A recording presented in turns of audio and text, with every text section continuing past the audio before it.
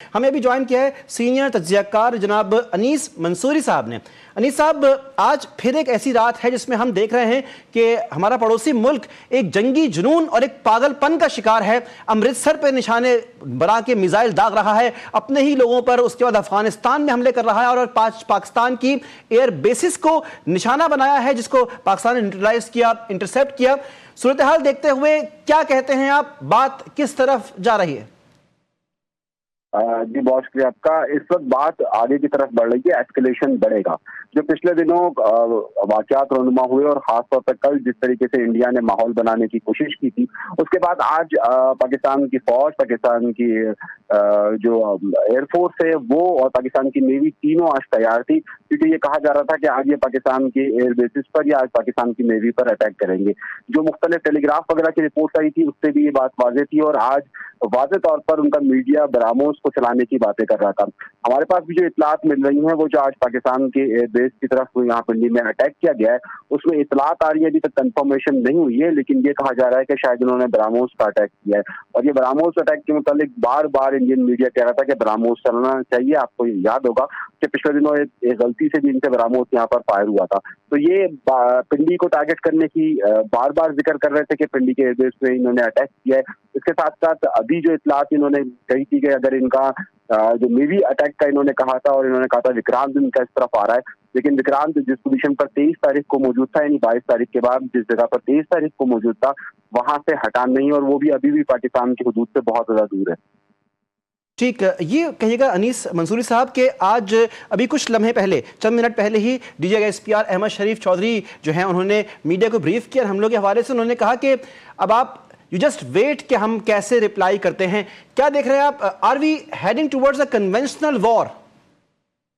جی بالکل، یہ کنونشنل وار ہوگی اور پاکستان کی فوج نے اس حوالے سے فیصلہ کر لیا ہے۔ نہ صرف آپ کو میں بتاؤں کہ اس بار جو پاکستان کی فوج نے فیصلہ کیا ہے اس میں تمام وہ بیلسٹک میزائل سے لے کر شاہین 3 ہو یا آبادی ہو اس کا استعمال کیا جائے گا۔ اور اب میں یہ بھی آپ کو بتاتا چلوں کہ جو ہمارے پاس اطلاعات موجود ہیں اس میں پاکستان تینوں طرف سے حملہ کرے گا، اور پاکستان نے ابھی تک حملہ نہیں کیا۔ اس بار انہوں نے پاکستان کی جو فوجی تنصیبات ہیں،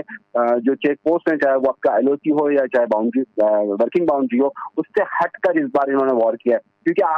آج آپ کو معلوم ہوا کہ رات 10 بجے سے مسلسل جو انڈین میڈیا ہے وہ یہ کہہ رہا تھا کہ انڈیا کی حدود سے 350 کلومیٹر اندر جا کر امرتسر میں اور دیگر جگہوں پر اٹیک ہوا، جبکہ پاکستان کا موقف واضح طور پر یہ تھا کہ پاکستان نے یہ اٹیک نہیں کیا بلکہ یہ ان کی طرف سے ہی یہ اٹیک کیے گئے، اور اس کو یہ پیش کیا جا رہا ہے کہ یہ پاکستان کی طرف سے اٹیک ہے۔ کیونکہ آپ نے دیکھا ہوگا کہ پچھلے کچھ دنوں سے جو اس وقت بھارتی میڈیا بریفنگ ہوتی ہے اس میڈیا بریفنگ کے اندر بھی بار بار یہ بات کہی جا رہی ہے کہ سکھوں کو ٹارگٹ کیا گیا۔ آپ کے علم میں ہوگا کہ پچھلے دنوں جو پونچھ کے اندر بھی بم گرا اور وہ پونچھ بہت زیادہ اندر ہے، وہ 0 پوائنٹ پر موجود نہیں ہے، وہاں پر بھی جان بوجھ کر انہوں نے ایک سکھ گردوارے پر اٹیک کیا اور یہ کہا کہ جناب دیکھیں سکھوں پر اٹیک ہو رہا ہے، اور اس کے بعد انہوں نے امرتسر کی 2 دن سے کہانی بنانے کی کوشش کر رہے ہیں۔ کل بھی جو میڈیا بریفنگ انڈیا کی طرف سے دی گئی تھی اس کے اندر یہ بات بار بار انہوں نے دہرائی تھی کہ دیکھیے یہاں پر جو ہے وہ امرتسر کے اندر سکھوں کو اٹیک کیا جا رہا ہے۔ آج پاکستان کی فوج نے بھی جو بریفنگ دی تھی اور پاکستان کی آج تینوں فورسز کے جو ترجمان وہاں موجود تھے جنہوں نے بریفنگ دی، اور اس کے بعد آج پاکستان کے D G I S P R نے بھی اس بات کو واضح کیا کہ انڈیا جان بوجھ کر سکھوں کو ٹارگٹ کر رہا ہے، اور ٹارگٹ کر کر وہ پاکستان پر الزام لگا کر یہ مسلمانوں کی اور اقلیتوں میں تفریق بڑھانے کی کوشش کر رہا ہے۔ تو یہ واقعات تو مسلسل تواتر کے ساتھ ہو رہے ہیں۔ ٹھیک، اور انیس منصوری صاحب، جو صورتحال اس وقت آپ دیکھ رہے ہیں کہ مستقل جو ہے وہ صورتحال کو جو فائر اپ کرنے کے لیے اور اس کو اگنائٹ کرنے کے لیے مزید اور اس کو کسی بھی قسم کی ڈی ایسکیلیشن کی کوشش بھارت کی طرف سے نہیں ہو رہی ہے، آپ کیا دیکھتے ہیں کہ اس وقت اس صورتحال کو اگر کوئی نیوٹرلائز یا ڈی ایسکیلیٹ کر سکتا ہے انٹرنیشنل پلیٹ فارم سے، تو کون دکھتا ہے آپ کو جو اسٹیپ ان کرے اور اس کے اندر کسی قسم کا بیک ڈور ڈپلومیسی یا کچھ بھی کر سکے؟ دیکھیے پاکستان نے تو ہر ممکن کوشش کی کہ ڈی ایسکیلیشن کے لیے کوئی بھی طاقت آ کر اس میں کردار ادا کر سکتی ہے، لیکن در حقیقت یہ پاکستان کی بات نہیں کر رہے، ہم یہ دیکھ رہے ہیں کہ بین الاقوامی فرنٹ کیوں، کیونکہ امریکہ نے ہاتھ اٹھا لیے ہیں کہ وہ نہیں چاہتے اس میں کسی قسم کا میں اسی پر بات کر رہا ہوں کہ دیکھیے اس وقت دیکھیے اگر پاکستان نے تو ہر ممکن کوشش کی تھی کہ دنیا کا کوئی بھی ملک آ کر ہمارے درمیان یہ کردار ادا کر سکتا ہے، اور پاکستان کے وزیر دفاع نے تو یہاں تک کہا تھا کہ کوئی بھی 4-5 ملک آپ سلیکٹ کر لیجیے۔ اب امریکہ نے اس معاملے से बिल्कुल बैक पर हो गया। अब उसकी बहुत सारी वजूहात हैं। अब इस दूसरी तरफ सऊदी अरब का आप किरदार देखिए, सऊदी अरब के वज़ारत ख़ारजा का भी जो दौरे हुए हैं और जो टेलीफोन कॉल्स हुई हैं, उसमें अभी तक कोई ऐसा किरदार सामने नहीं आया कि जो बहुत ही ज़्यादा, जिसे हम पॉजिटिव समझ सकते हैं, जो इस डी-एस्केलेशन को रोकने के लिए ज़्यादा कारआमद हो। दूसरी तरफ ईरान ने भी जो कहा था, लेकिन ईरान का मीडिया, जो इंडिया का मीडिया है, वो मुसलसल ईरान के खिलाफ बयानात दे रहा है, जिसके बाद जहां पर भी इम्कानात नहीं है। टर्की के खिलाफ मुसलसल आप देखिए कि इंडिया के बयानात सख्त तरीन आ रहे हैं, और उनके जो माउथ पीसेज है, जो उनका मीडिया है, वो टर्की के खिलाफ किस तरीके से बयानात दे रहा है। तो इस वक्त सारी सूरत हाल ये है कि जो ममालिक इसमें सालसी का किरदार अदा कर सकते हैं, उन्हें बिल्कुल भी गुंजाइश नहीं मिल पा रही कि वो बात कर सकें। और दूसरी तरफ अब जो है वो पाकिस्तान का मूड भी, पाकिस्तान भी जब तक अपना हिसाब पूरा नहीं करेगा, पाकिस्तान भी मेरे ख्याल से डी-एस्केलेशन की तरफ नहीं जाएगा। ठीक है अनीस साहब, और इस सूरत हाल के अंदर जो आज की ख़ास तौर पे एक बहुत ही अहम आज एक और प्रेस कॉन्फ्रेंस हुई, इसके अंदर DISPR ने एयरफोर्स के एक लीडिंग ऑफिसर तर्जुमान के साथ मिलकर एक प्रेस कॉन्फ्रेंस की है। उसमें भी बहुत ज़बरदस्त तरीके से और बहुत ही क्लैरिटी के साथ में हक़ाइक़ जो है वो पूरी दुनिया के सामने पेश किए गए हैं। उस प्रेस कॉन्फ्रेंस को किस तरह देखते हैं आप कि पाकिस्तान को एक स्टेप अहेड ले जाने के अंदर ये प्रेस कॉन्फ्रेंस अहम किरदार निभा रही है?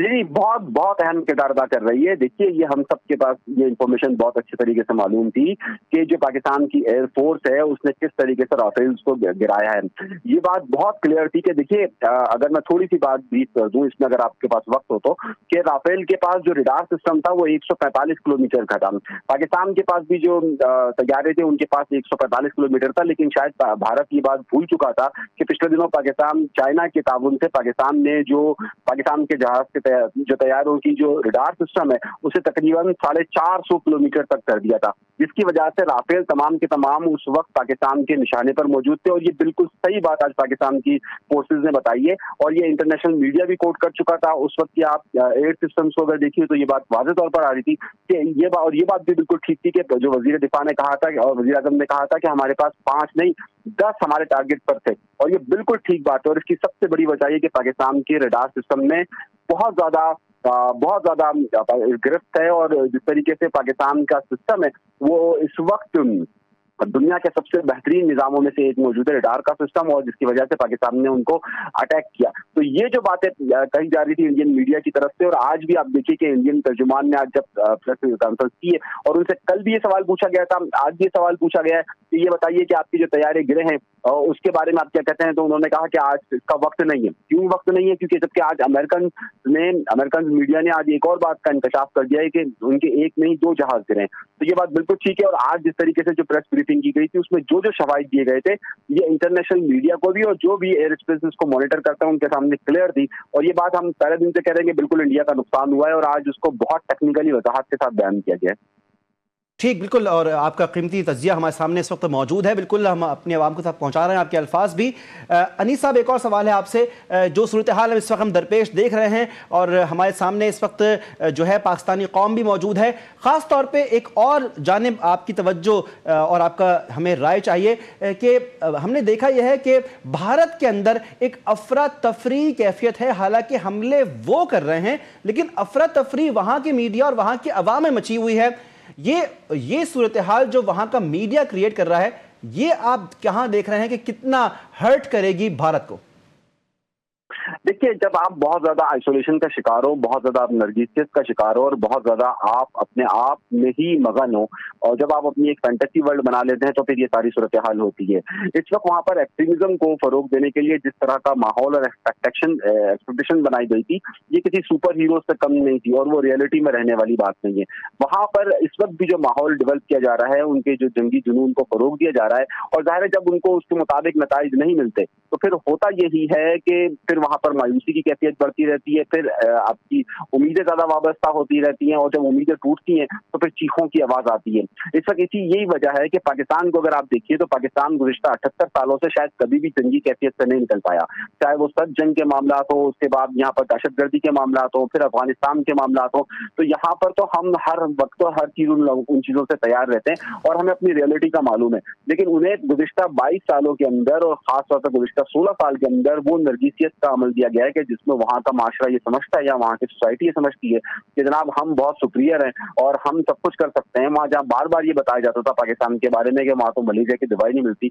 अब जब उनकी तवक्कुआत टूट रही है तो अब उनके अंदर डर और खौफ का अंसर ज्यादा फैलेगा और ये डर और खौफ का अंसर उनके अंदर मायूसी के एलिमेंट को ज्यादा बढ़ाएगा, जिसके बाद अब मोदी सरकार गलतियों पर गलतियां करेगी। वो हर रोज एक नए जंगी जुनून को पैदा करने की कोशिश करेगी और हर रोज अपनी शिकस्त को फतह बनाकर दिखाने की कोशिश करेगी। और ये आपको देखिएगा, वो इस फिल्म का एक बड़ा मशहूर कॉल है ना कि जंग के अंदर एक कत्ल, जब पहला कत्ल होता है तो वो बड़ा अहमियत रखता है, लेकिन उसके बाद सिर्फ गिनतियां होती है। तो अब ये गिनतियों के दिन होंगे और वहां पर मायूसी का अंसर बढ़ता जाएगा। वहां के स्टॉक एक्सचेंज को गुज़िश्ता 4 दिन के अंदर देखिए तो आपको कैफियत का अंदाजा हो जाएगा। वहां से जो फुटेजेस आ रहे हैं वहां पर पेट्रोल की किल्लत का अनाउंसमेंट किया जा रहा है, ये सूरत हाल आगे बढ़ेगी। और अगर यही मामला रहा तो देखिए इनकी जो इस वक्त मेन सप्लाई लाइन है, जो पेट्रोल की सप्लाई लाइन है, वो इसी खलीज स्ट्रेट ऑफ हार्मूज से होती हुई पाकिस्तान की सरहदों से के करीब से होती हुई गुजरती है। तो ये भी ना समझा जाए कि पाकिस्तान जो है वो इन सब चीजों को भी छोड़ देगा। अगर स्ट्रेट ऑफ हार्मूज से निकलने के बाद अगर यहाँ से सप्लाई जाती है तो पाकिस्तान उनके लिए वाकई में अंधेरे पैदा कर देगा।